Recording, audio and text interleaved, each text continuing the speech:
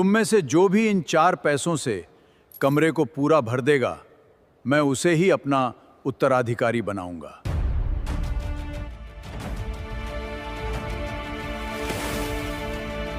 भला इन्हें 4 पैसों से क्या कुछ भी आ सकता है? इन 4 पैसों में तो बस यही हो सकता है।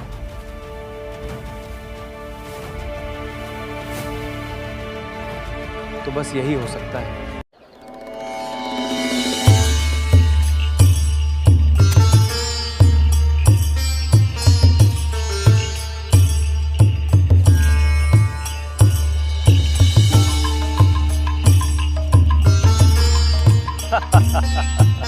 ये देखकर मुझे खुशी हुई। मैं प्रसन्न हुआ। उत्तराधिकारी के हकदार तुम ही हो। सच्ची बुद्धिमानी वही है जो कम साधनों में बड़ा कार्य कर दिखा।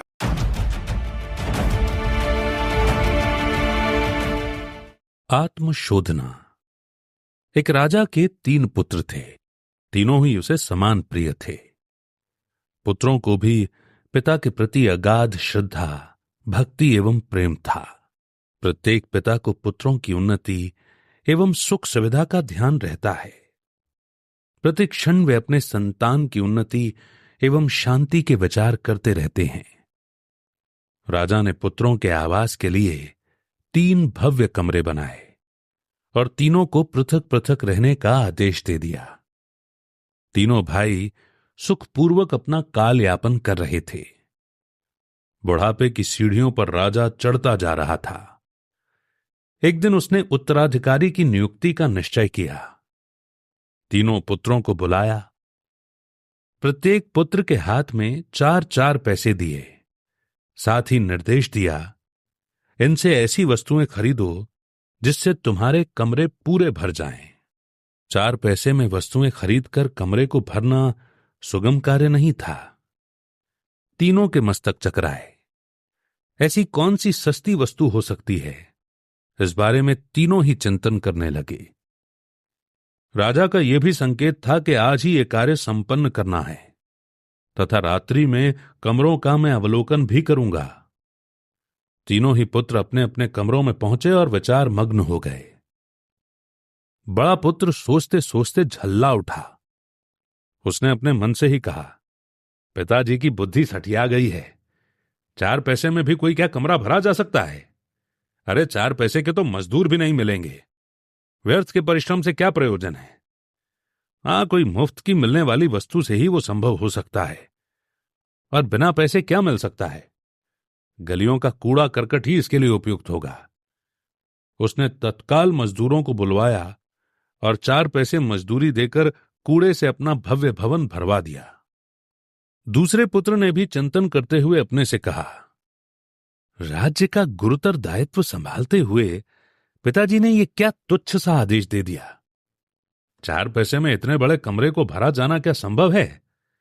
यदि भरा जा सकता है तो केवल घास फूस से ही, वो भी सड़ा गला। आखिर कुछ तो उसमें भी मजदूरी लगेगी। उसने गहराई में जाने का प्रयत्न नहीं किया। करता भी कैसे? ऐसी प्रतिभा का धनी भी नहीं था। शीघ्र ही सड़ा गला फूस मंगवाया और कमरे में भर दिया। तीसरे पुत्र ने भी चिंतवन किया। वो दिव्य प्रतिभा का धनी था। उसकी सूझबूझ अनूठी थी। शीघ्र ही बाजार में गया और उसने 1 पैसे से मोमबत्ती, 1 पैसे से अगरबत्ती तथा 1 पैसे से वीतराग प्रभु का एक चित्र खरीदा। झाड़ू से उसने कमरे की सफाई की। मोमबत्ती से कमरा उजागर हो गया और अगरबत्ती की सुवास से कमरे का कोना कोना सुवासित हो उठा। कमरे के मुख्य स्थान पर उसने भगवान का चित्र लगा दिया और पिताजी के आने की उत्सुकता से प्रतीक्षा करने लगा। रात्रि के प्रारंभ होते ही पिता ने तीनों पुत्रों के आवास का अवलोकन किया। दोनों बड़े लड़कों की बुद्धि पर उसे तरस आया। तीसरे पुत्र की सूझबूझ ने उसे अतिशय प्रभावित किया। राजा ने उसे अपना उत्तराधिकारी बना दिया। आपको कहानी बहुत रुचिकर लगी होगी, परंतु कहानी के पात्र कौन? हम ही संसारी जीव।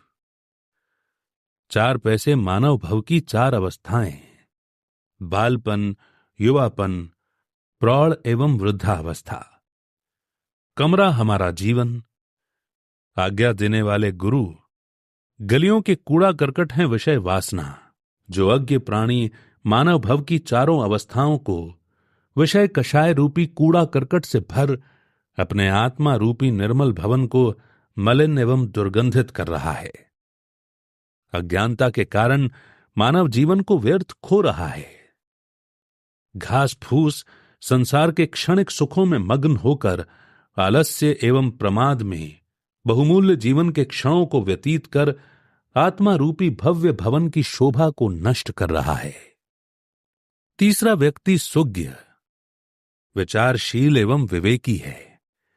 वह इस मानव भव रूपी 4 पैसे में श्रद्धान, ज्ञान, संयम एवं ध्यान को अपनाता है। संयम का झाड़ू लेकर आत्मा से अनादि काल के लगे हुए कर्मों का निष्कासन करता है। ज्ञान की मोमबत्ती से हृदय को उजागर करता है। श्रद्धान की अगर सुवास से आत्मा के कण कण अर्थात प्रत्येक प्रदेश सुवासित हो उठते हैं और परमात्मा का ध्यान रूपी चित्राम के द्वारा परम पुरुष परमात्मा का अवलोकन करता है। वही परमात्मा जिन गुण संपत्ति का अधिकारी बन जाता है।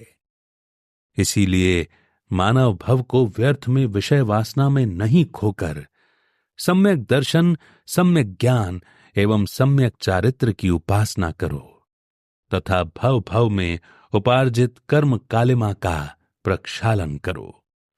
धन पाकर दान नहीं दिया, आगम पड़ नहीं मिटी कषाय। धन पाकर दान नहीं दिया, आगम पड़ नहीं मिटी कषाय। मानव तन पाकर तप नहीं कीना, तो तुमने कीना क्या आए। रात गमाई सोए कर, दिवा गमायो खाए। हीरा जैसे मनुष्य भव, कौड़ी कदले जाए। मानव जीवन अमूल्य रत्न है। लकड़हारा संसारी प्राणी है। उसका मूल्य आंकने वाले जौहरी हमारे गुरुदेव हैं। इस मानव रूपी चिंतामणि से इच्छित फल की प्राप्ति होती है। भव भवांतर के कर्म रूपी कर्ज को नष्ट कर प्राणी मुक्त अवस्था को प्राप्त कर सकता है। कांव कांव करने वाले विषय सुख कौआ है। अज्ञानी प्राणी सांसारिक सुख रूपी कौवे को उड़ाने के लिए मानव रूपी रत्न को फेंक कर दुखी हो रहे हैं। बनारसी दास ने लिखा है, ज्यों मतिहीन विवेक बिना नर, साज मतंग ज्यों ईंधन ढोवे। कांचन भांजन धूर भरे नर, मूड सुधा रस से पग धोवे।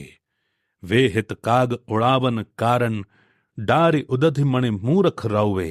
त्यों दुर्लभ नर तन पाए बनारसी, जान नकारथ मूरख खोवे। ये कहानी सुपार्श्वमती माताजी द्वारा लिखित पुस्तक नैतिक शिक्षाप्रद कहानियां से ले गई है। इस कहानी का ऑडियो रूपांतरण यादगार लम्हे डॉक्यूमेंट्री मेकर द्वारा नवीन जैन चूड़ीवाल के निर्देशन में किया गया है।